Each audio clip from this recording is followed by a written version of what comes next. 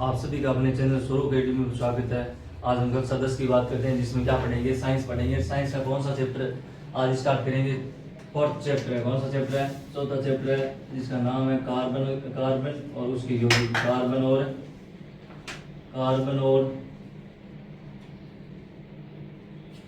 और उसके यौगिक। ये केमिस्ट्री पार्ट का लास्ट है, यानी लास्ट चैप्टर बचा है कार्बन और उसके यौगिक। बहुत गजब पार्ट है, बहुत शानदार पार्ट है, जिसमें आप क्या पढ़ोगे? कार्बन की कार्बन के रासायनिक रूप पढ़ोगे, भौतिक रूप पढ़ोगे। उसके बाद उसके यौगिकों के बारे में बताएंगे कि वो किसके साथ क्रिया करता है, किसके साथ नहीं करता है। ये पार्ट है, बहुत बड़ा पार्ट है। 7 नंबर का पार्ट आएगा। पेपर में कितने नंबर का आएगा? 7 नंबर का ये पार्ट आएगा, ध्यान रखना। एग्जाम की दृष्टि से ये पार्ट है 7 नंबर का। अब हम बात करते हैं नॉर्मल रूप से कार्बन की। इसकी बात करते हैं कि कार्बन क्या है। तो कार्बन है, मानते हो कार्बन सब जानते हो कि एक अधातु है। कार्बन क्या है? एक अधातु। आप ये बात सब जानते हो कि कार्बन एक प्रकार का क्या है? अधातु है। कार्बन कौन है? अधातु है। ये किस प्रकार का तत्व में शामिल होते हैं? यानी तत्व 3 प्रकार के होते हैं, धातु, अधातु और अर्धधातु, जिसमें से कार्बन क्या है? एक अधातु है। दूसरी बात है, यानी ये किस प्रकार के तत्व इंक्लूड किया जाता है? अधातु। अब कार्बन है तो कार्बन का सिंबल क्या है, यानी प्रतीक क्या है, संकेत क्या है या प्रतीक क्या है? तो कार्बन का प्रतीक आप सब जानते हो क्या होता है, किसके रूप में हम रिप्रेजेंट करते हैं? सी के रूप में। उसके बाद में आप जानते हो कि कार्बन है तो कार्बन का इलेक्ट्रॉनिक विन्यास क्या होता है, या इसका परमाणु क्रमांक कितना होता है? आप सब जानते हो, बताओ कितना होता है? परमाणु क्रमांक कितना होता है? परमाणु क्रमांक होता है 6। कितना होता है? 6। यानी ये कुछ सामान्य चीजें मैं लिख रहा हूँ कार्बन के बारे में, जो आप जानते हो पहले से। यानी कार्बन तत्व में किस में इंक्लूड किया जाता है? अधातु में। इसका प्रतीक क्या होता है? सी होता है। परमाणु क्रमांक क्या होता है? 6 होता है। इसके बाद में इसका इलेक्ट्रॉनिक विन्यास, भाई कार्बन का इलेक्ट्रॉनिक विन्यास क्या होगा? कार्बन का इलेक्ट्रॉनिक विन्यास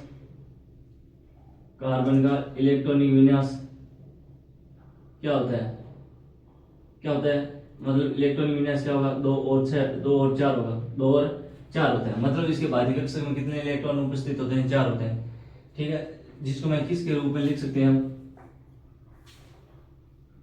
1s2 2s2 2p1 2p2। ठीक है, ऐसे लिख सकते हैं। ठीक है, तो ये से क्या हो गया? इलेक्ट्रॉनिक में, यानी बाहरी कक्षक में इसके पास में कितने इलेक्ट्रॉन उपस्थित है? 4 इलेक्ट्रॉन उपस्थित है। 4 इलेक्ट्रॉन उपस्थित होने के कारण इसकी आकृति भी कैसी होती है? चतुष्फलकी होती है, यानी समचतुष्फलकी होती है। यानी इसका कहने का अर्थ हो गया, अब इसकी आकृति क्या हो गई? इसकी आकृति कैसी होती है? कार्बन की आकृति कैसी होती है? आकृति होती है समचतुष्फलकीय। समचतुष्फलकीय कैसी होती है? समचतुष्फलकीय। अब आपको पूछ दिया जाए कि समचतुष्फलकीय क्यों होती है आकृति, तो आप क्या बताओगे? कि आप बताओगे कार्बन के लास्ट कक्षक में कितने इलेक्ट्रॉन होते हैं? 4 इलेक्ट्रॉन होते हैं, इसलिए वो 4 को डोनेट करता है या 4 को किसी से लेता है। ठीक है, नहीं तो ये दोनों काम करता है। अगर 4 किसी को देगा तो उत्कृष्ट गैस का निर्माण करेगा, और 4 किसी ने लेगा तो ये क्या करेगा? उत्कृष्ट गैस का निर्माण करेगा। तो इस प्रकार इसकी आकृति किस प्रकार हो गई? समचतुष्फलकीय होती है। क्या होती है? समचतुष्फलकीय। अब इसकी उपस्थिति देखो, कार्बन की प्रकृति में उपस्थिति किस प्रकार है? कार्बन की प्रकृति में उपस्थिति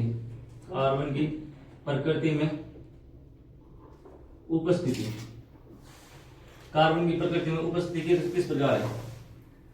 अब आप जानते हो खनिज है, तो खनिजों के रूप में कितनी पाई जाती है? भूपृथ्वी पर खनिज है, तो खनिजों के रूप में कितनी है इसकी? खनिजों के रूप में 0.02% होती है। जबकि ये तो हो गया पहला इसका। दूसरा वायुमंडल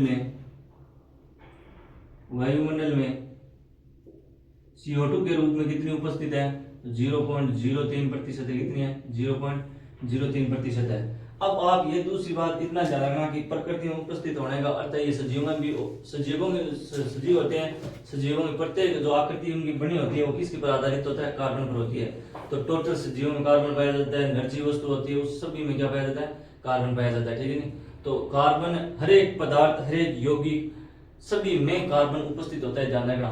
तो कार्बन की उपस्थिति ध्यान रखना, ये 2 ध्यान रखना कि खनिजों के भूपट्टी में खनिजों के रूप में होती है 0.02%, वायुमंडल में कार्बन डाइऑक्साइड के रूप में होती है 0.03%। ठीक है, अब होते हैं इसका अगला पार्ट है कार्बन के अप्रूप। कार्बन के अपरूप। कार्बन के अपरूप क्या होता है?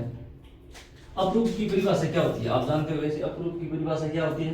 कि अपरूप होता है कि मतलब वह यौगिक या तत्व है जिनके रासायनिक गुणधर्म तो क्या है, समान है, लेकिन भौतिक गुणधर्म क्या है, अलग अलग है। अपरूप क्या होता है? कि वह तत्व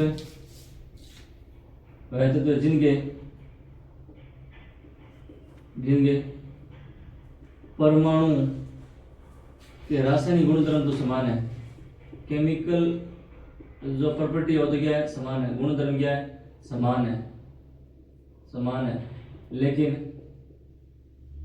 लेकिन भौतिक गुणधर्म क्या होते हैं, अलग अलग होते हैं, लेकिन भौतिक गुणधर्म भिन्न भिन्न होते हैं या अलग अलग होते हैं, उसे हम क्या बोलते हैं, अपरूप बोलते हैं। कार्बन के कितने अपरूप है? कार्बन के 2 अपरूप है। कौन कौन से? 2 कौन कौन से हैं? पहला है क्रिस्टलीय कार्बन के अपरूप, दूसरा है अक्रिस्टलीय।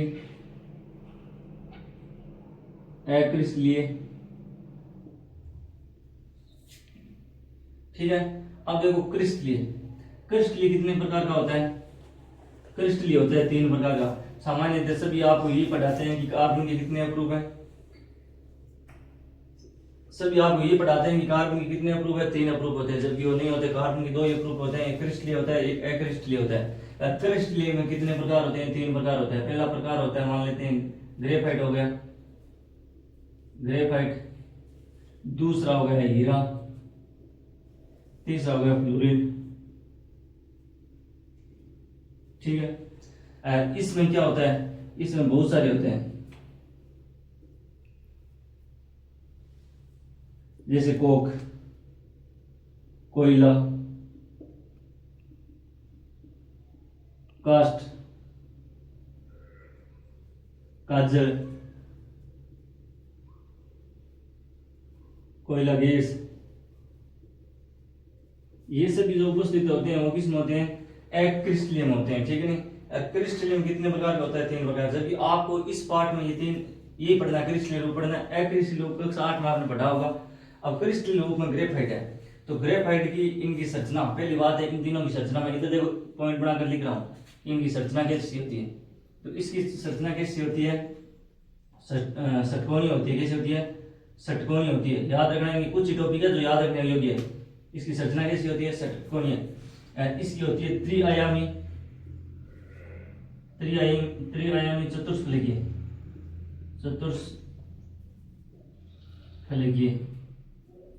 त्रिआयामी चतुष्फलकीय।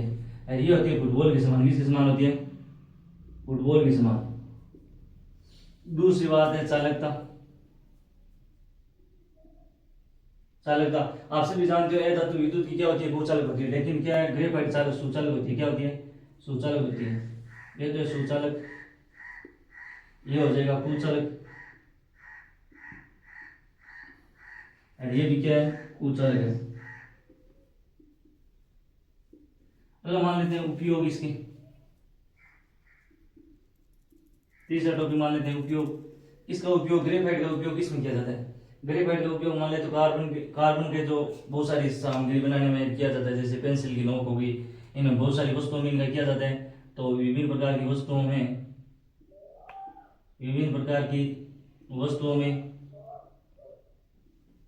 ठीक है। हीरा का प्रयोग किसमें किया जाता है? हीरा का प्रयोग किया जाता है कांच को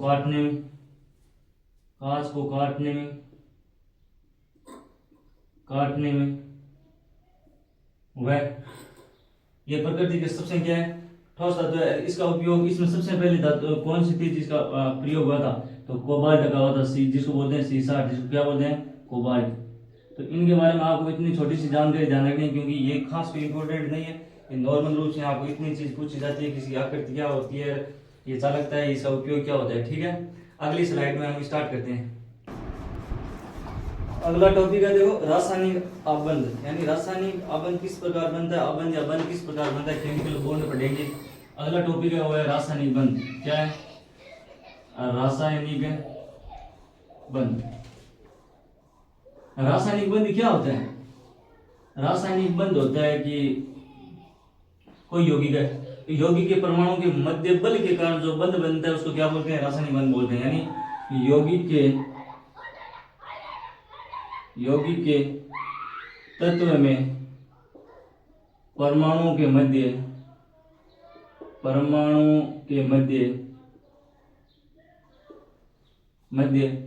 बल के कारण, बल के द्वारा बनने वाला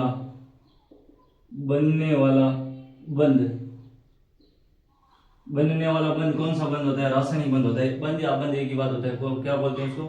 रासायनिक बंध। अब रासायनिक बंध कितने प्रकार के होते हैं? 2 प्रकार का होता है। कितने प्रकार का होता है रासायनिक बंध? 2 प्रकार का होता है। एक तो होता है आयनिक बंध, एक होता है सहसंयोजी बंध। यानी एक तो होता है सहसंयोजी बंध, एक होता है आयनिक बंध,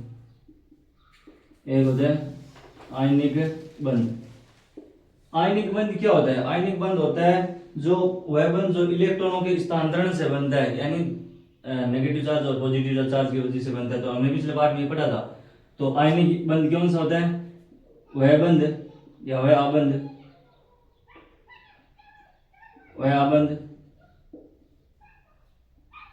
जो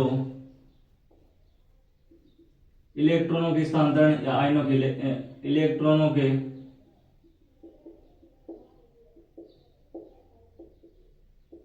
स्थानांतरण से बनता है।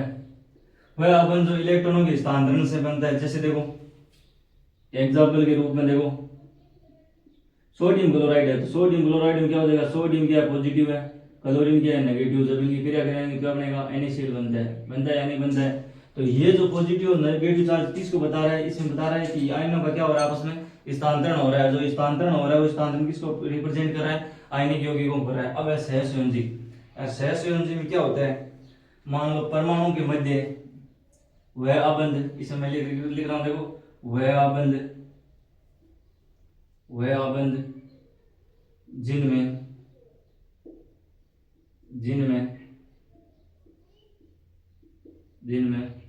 परमाणु मध्य या 2 परमाणु के मध्य एक ही बात होती है, ठीक है? परमाणु के मध्य वह आबंध जिनमें परमाणु के मध्य साझेदारी द्वारा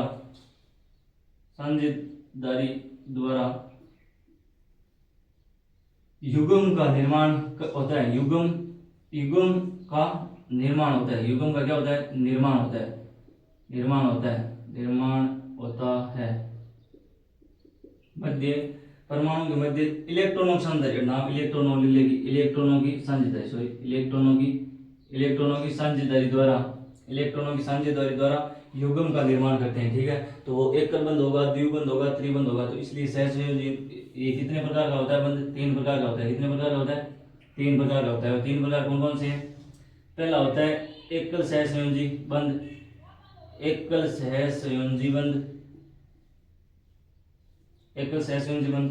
दूसरा है द्विसहसंयोजी सहसंयोजी बंध,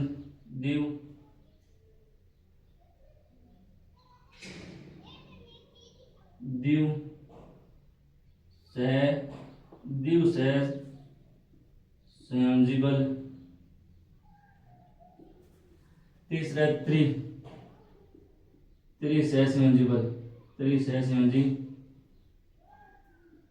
त्रिसहसंयोजी बल, ठीक है? अब देखो एकल सहसंयोजी बल का अर्थ होता है जिसमें इलेक्ट्रॉनों की संख्या कितनी होती है, यानी जो 2 इलेक्ट्रॉन मतलब 2 परमाणु के मध्य इलेक्ट्रॉन कितने होते हैं? 2 होते हैं। यानी साझेदारी बनाने वाले 2 इलेक्ट्रॉनों के मध्य इलेक्ट्रॉन कितने होंगे? एक जोड़ी इलेक्ट्रॉन होंगे। कितने होंगे? एक जोड़ी इलेक्ट्रॉन। इसमें कितने होते हैं? 2 जोड़ी इलेक्ट्रॉन, 2 द्वियुग्म या 2 युग्म या 2 जोड़ी इलेक्ट्रॉन इसमें कितने होते हैं, 3 जोड़ी यानी 3, इसमें कितने होते हैं, 3 जोड़ी। अब देखो कहने का मतलब एक जोड़ी में कितने इलेक्ट्रॉन होते हैं, तो इलेक्ट्रॉनों की संख्या कितनी हो गई, 2। इसमें दो परमाणु में इलेक्ट्रॉनों की संख्या कितनी होगी, 4। इसमें 2 परमाणु में इलेक्ट्रॉनों की संख्या कितनी हो जाएगी, 6। तो इसको बोलते हैं एकल बंध, इसको बोलते हैं द्विबंध, इसको बोलते हैं त्रिबंध। तो इसमें एकल बंध होगा तो इसको मैं एक डेढ़ से ऐसे डैश से दर्शाऊंगा, ठीक है। जिसमें इलेक्ट्रॉनों की 2 परमाणु के मध्य इलेक्ट्रॉन की संख्या 4 होगी उसमें द्विबंध पाया जाएगा। इसमें कौन सा बंध पाया जाएगा, त्रिबंध। कौन सा बंध पाया जाएगा, त्रिबंध। अब जैसे इसकी उदाहरण याद रखना, जैसे इसमें क्या हो गया, उदाहरण के रूप में, एग्जाम्पल के रूप में क्या हो जाएगा, हाइड्रोजन गैस। क्या हो जाएगी, हाइड्रोजन गैस। और हाइड्रोजन गैस का फॉर्मूला क्या होता है, H2 होता है। तो इनके मध्य इलेक्ट्रॉन कितने होते हैं, 1-1, यानी एक कितने इलेक्ट्रॉन हो गए, 2। तो इनका इलेक्ट्रॉन विन्यास ये पूर्ण हो गया नहीं, इस प्रकार। तो इनके मध्य देखो, इसको हम ऐसे लिखते हैं H और H, यानी मध्य एकल बंध आ गया।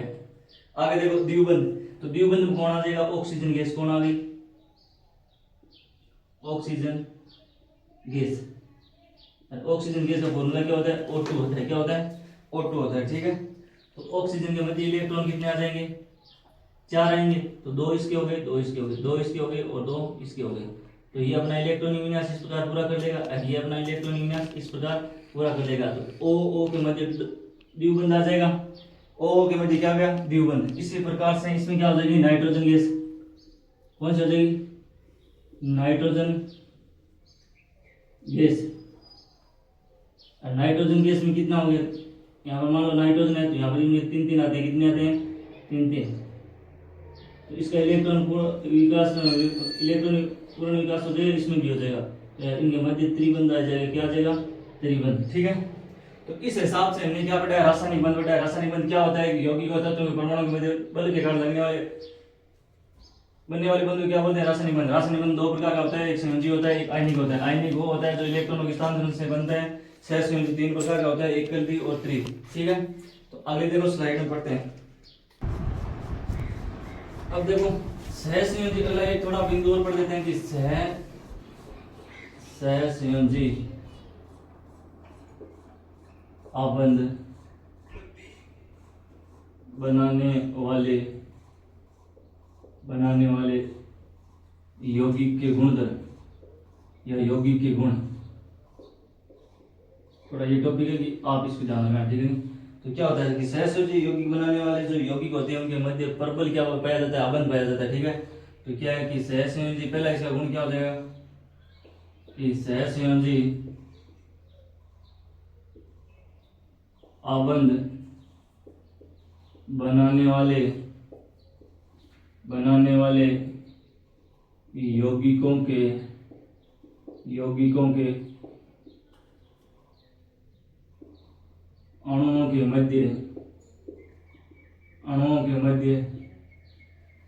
अणुओं के मध्य प्रबल आबंध पाया जाता है। प्रबल आबंध होता है, लिख दो सीधा, प्रबल आबंध होता है। दूसरी बात, प्रबल आबंध होने के कारण इससे क्या कि कवचनाक और गलनांक भी कम होता है, ठीक है। तो इन यौगिकों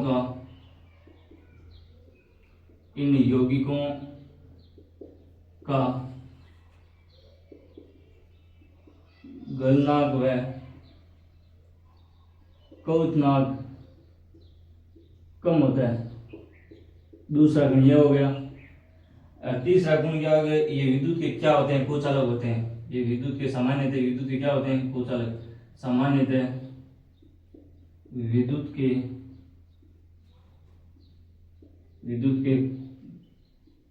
कुचालक होते हैं। विद्युत के क्या होते हैं, कुचालक होते हैं, ठीक है। तीसरा क्या हो जाएगा, इसका अंतराणु बल होता है। वो अंतराणु बल क्या होता है, कम होता है। अंतराणु बल क्या होता है, इनमें कम होता है। चौथा पॉइंट एक और लिख लेना कि इनका अंतर आणविक बल कम होता है, ठीक है। तो ये 4 गुण है सामान्यतः, आप ध्यान रखना। किनके, सहसंयोजी आबंध बनाने वाले के 4 गुण है। पहली बात है, इनके अणुओं के मध्य होता है, जो अणुओं के मध्य जो बॉन्ड पाया जाता है वो क्या होता है, पर्पल होता है। इनका गलनांक और प्लवनांक भी क्या होता है, बहुत सामान्यतः कम होता है। सामने विद्युत के लिए क्या क्या होते हैं, कुछ अलग होते हैं, इनमें विद्युत क्या इलेक्ट्रिसिटी प्रभावित नहीं होते। इनका अंतराणु बल भी क्या होता है, कम होते हैं। ये इनके 4 गुना किसके, सहसंयोजी आबंध बनाने वाले यौगिकों के, ठीक है। ठीक है, सहसंयोजी आबंध बनाने वाले यौगिक होते कितने, 3 प्रकार के, एकल, द्वि और त्रि। आगे देखो हम कार्बन की क्या पढ़ते हैं, गुण पढ़ते हैं। पहला देखो कार्बन के कुछ गुण और पढ़ते हैं, कार्बन के अन्य गुण यानी कुछ गुण और पढ़ते हैं। उसमें पहला गुण पढ़ते हैं श्रृंखलन का, यानी एक लगातार एक क्रम के रूप में पढ़ते हैं, जिसको बोलते हैं श्रृंखलन। यानी पहला गुण है श्रृंखलन। इस श्रृंखलन में क्या होता है, कार्बन ही किसी अन्य तत्व से जुड़कर एक आबंध बनाते हैं, जिसमें क्या होती है कि एक श्रृंखलन रूप में उनका क्या होता है, फिर निर्माण होता है। तो क्या होता है कि कार्बन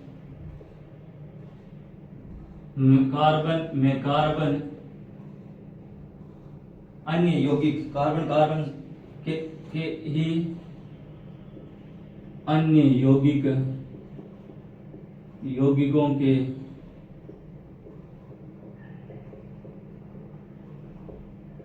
परमाणुओं के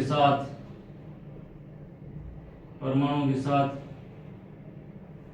आबंध बनाने की एक अद्वितीय क्षमता पाई जाती है। आबंध बनाने की अद्वितीय क्षमता पाई जाती है। अद्वितीय क्षमता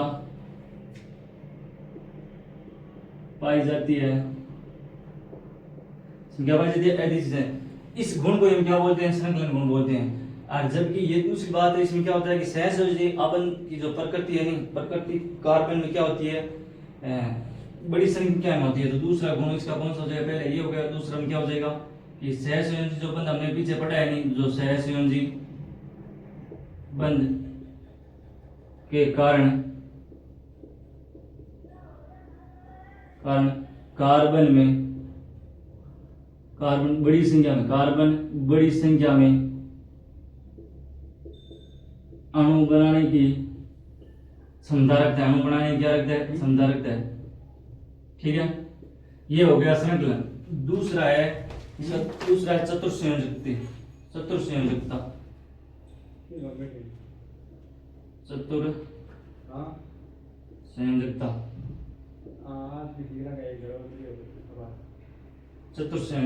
अब चतुर्संयोजकता क्या होती है कि कार्बन की जो संयोजकता होती है 4 होती है।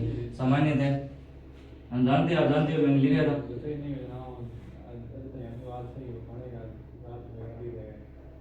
सामान्यतः कार्बन की संयोजकता 4 होती है। संयोजकता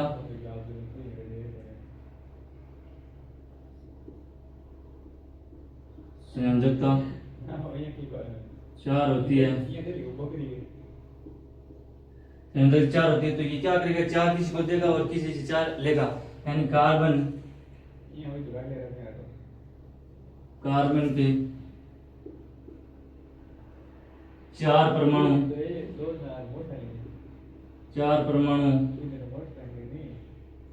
किसी अन्य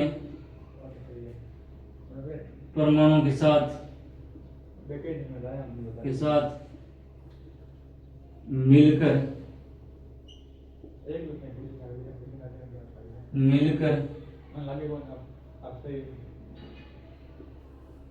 सहसंयोजी